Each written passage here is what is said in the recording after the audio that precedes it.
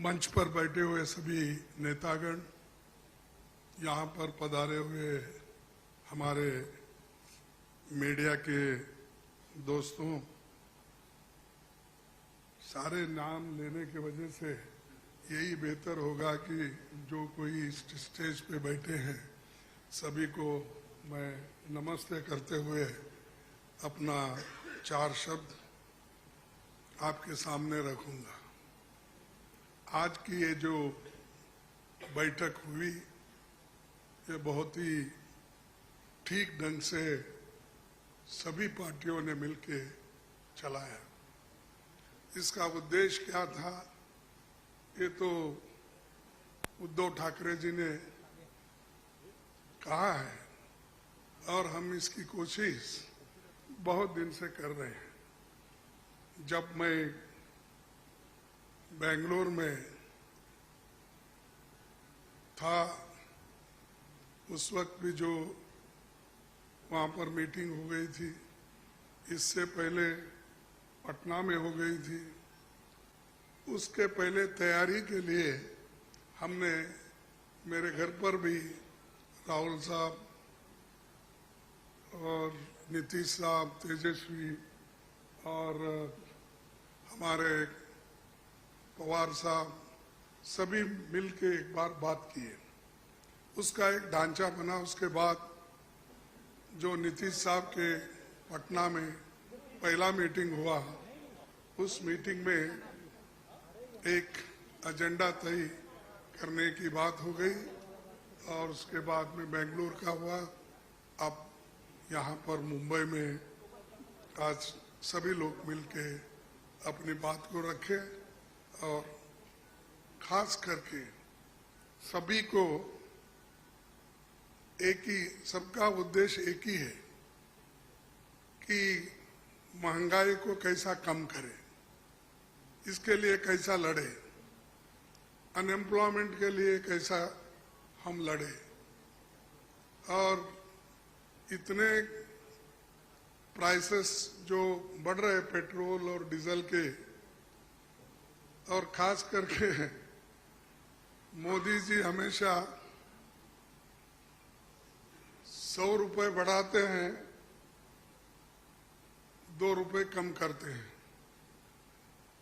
अब पेट्रोल की, एलपीजी की जो दाम थी वो मोर और लेस डबल हो गई, लेकिन उन्होंने उसमें से सिर्फ 200 रुपए कम किया, यानी 700 बाकी रहा। यानी पहला जो 55 रुपए में एक सिलेंडर मिलता था उसको उन्होंने अभी भी 70 रुपए में ही 70-75 में रखा, यानी कोई कम नहीं हुआ। पहले जो था उससे ज्यादा बढ़ाए थे, उसको थोड़ा कम कर, लेकिन इससे लाखों रुपए उन्होंने कमाया। ये तो गरीबों से चोरी कर दिए और गरीबों के जो काटे और लोगों को दिखाने के लिए 100-200 रुपए कम करना और कहना कि मैं गरीबों के लिए काम कर रहा हूं। मोदी साहब गरीबों के लिए कभी भी काम नहीं करेंगे, ये यकीन मैं दिलाता हूं, क्योंकि उनकी हमेशा यही रणनीति रही है कि गरीबों के खिलाफ काम करते हैं। बड़े बड़े उद्योगपति के साथ वो मिलजुल के चलते हैं। और यहाँ पर तो कल ही एक रिपोर्ट आपके सामने राहुल गांधी जी ने रखा था, अडानी की संपत्ति बढ़ गई कैसी, बढ़ाए कौन, और कैसा आज कम से कम 75,000 करोड़ रुपए गरीबों के जो पैसे थे उनके जेब में कैसा गया, ये सारी चीजें उन्होंने बताया। तो ये जो है, इसके खिलाफ लड़ने के लिए जो बड़े बड़े सरमाएदार है और उनको जो पैसा जा रहा है हमारा गरीब का, तो उसको रोकने के लिए इंडिया जीतना जरूरी है। और इंडिया जीतने के लिए ही इस मंच पे सभी लोग बैठे हैं।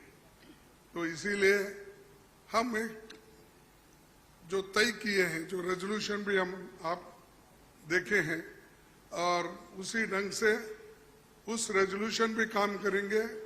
हर जगह मीटिंग करेंगे, हर स्टेट कैपिटल में हम जाएंगे और जो ये मुद्दे हैं, इन्फ्लेशन का हो, अनएम्प्लॉयमेंट का हो, हर चीज की जो बढ़त हो रही उसका हो, और ऑटोनोमस बॉडीज को सत्यानाश कर रहे हैं, और चाहे ईडी, सीबीआई, विजिलेंस, हर एक ऑटोनोमस बॉडी का मिसयूज कर रहे हैं।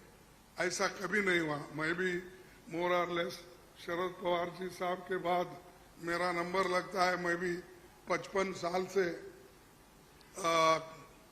पॉलिटिक्स में हूँ और 52 साल से एमएलए, एमपी, राज्यसभा का मेंबर हूँ। मैं ऐसा नहीं देखा, कोई ऐसा चीफ मिनिस्टर किया नहीं ऐसा। लेकिन आज मोदी सडनली और एक बात की कि बिजनेस एडवाइजरी कमेटी को नहीं पूछे, अपोजिशन लीडर को भी नहीं बुलाए, किसी को बुलाए बगैर वो पार्लियामेंट का डेट देकर स्पेशल सेशन बुला रहे हैं।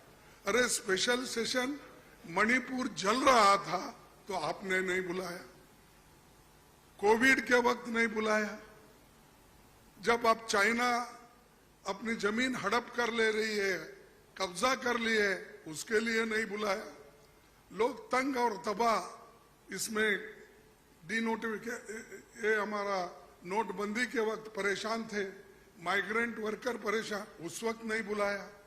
जब जब मुल्क अपने मुश्किल में रहता उस वक्त उन्होंने कभी नहीं बुलाया। अब क्यों बुलाया मुझे मालूम नहीं, आज का एजेंडा क्या है उनका मालूम नहीं। तो ये देश चलाने की रीत नहीं है, ये आहिस्ता आहिस्ता डिक्टेटरशिप की तरफ जा रहे हैं। और ये ध्यान में रखना चाहिए कि कभी वो मीडिया उनके साथ है, वो एक उनके दिमाग में है, प्रेस मीडिया हो, टीवी हो, ये सारी चीजें मेरे पास है, ये उनका कहना है। और हमको कभी कभी ऐसा दिखता भी है, माफ करो क्योंकि मैं ऐसा बोल रहा हूं समझ के, आप गुस्से में आके हमारे खिलाफ मत लिखो। तो जो कुछ है वस्तु स्थिति, आपको भी मुंह को ताला लगाया, हाथ बंद दिए आपके भी लिखने के, ये सारी चीजें कर रहे हैं और आहिस्ता आहिस्ता डिक्टेटर के तरफ वो जा रहे हैं। तो हम इसके खिलाफ लड़ने के लिए, उनके विचारधारा के खिलाफ लड़ने के लिए, उनके जो कुछ भी एक करप्शन, बड़े करप्शन, उनके जो इंस्टीट्यूशनल करप्शन होते हैं, ऐसा छोटा मोटा करप्शन वो नहीं करते, लोगों को नहीं दिखना वो पूरा। लेकिन सीएजी रिपोर्ट में दिखाया है कितने करोड़ घपले हो गए हैं। तो उनका करप्शन इनविजिबल है और वो हमेशा अपनी बात ये कहते हैं कि मैं किसी को न खाऊंगा न किसी को खाने दूंगा। लेकिन खाने तो सबको दे रहे हैं, अपने को जो चाहते हैं उनको तो दे रहे हैं, लेकिन लोगों को भूखे मार रहे हैं, लोगों को कुछ नहीं दे रहे। तो इसके लिए हम आवाज उठाए और उसके तहत हम काम करना है। आगे भी हमारी कहाँ मीटिंग होगी हम तय करने वाले हैं, जल्द से जल्द वो भी मीटिंग होगी। और बाकी के जो विषय हम आपके सामने रखे हैं मुद्दे, उनके ऊपर हम लड़ते रहेंगे। वो डराने की कोशिश करते हैं, हम डरेंगे नहीं, ये हमारा वायदा है। और हम हमेशा लड़ते रहेंगे और जीतते रहेंगे। और आज मुंबई में जो हमारे महाराष्ट्र विकास आघाड़ी जो ये स्टेप लेकर हमको बुलाए हैं, उद्धव जी लीड लिए हैं और बाकी कांग्रेस पार्टी और एनसीपी सभी ने मिलके ये जो एक यहाँ पर कार्यक्रम रखा और बहुत यशस्वी हुआ, इसलिए मैं उन महाराष्ट्र विकास आघाड़ी के सभी नेताओं को धन्यवाद देता हूँ। और आप सभी को भी मैं धन्यवाद देता हूँ, क्योंकि आगे की और भी मीटिंग्स हैं, वो डेट टाइम सभी बताएंगे और कहाँ मीटिंग हमारी होगी बहुत से 5-6 जगह पब्लिक मीटिंग होगी, वो भी हम आपको बताएंगे और काम करते रहेंगे और मजबूती के साथ काम करते रहेंगे।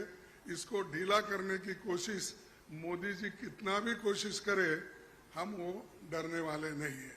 इसीलिए मैं इतना ही कहूँगा कि उन्होंने तो हमेशा मोदी जी झूठ बोलते ही रहते हैं, लेकिन लोग उनको सच समझते हैं।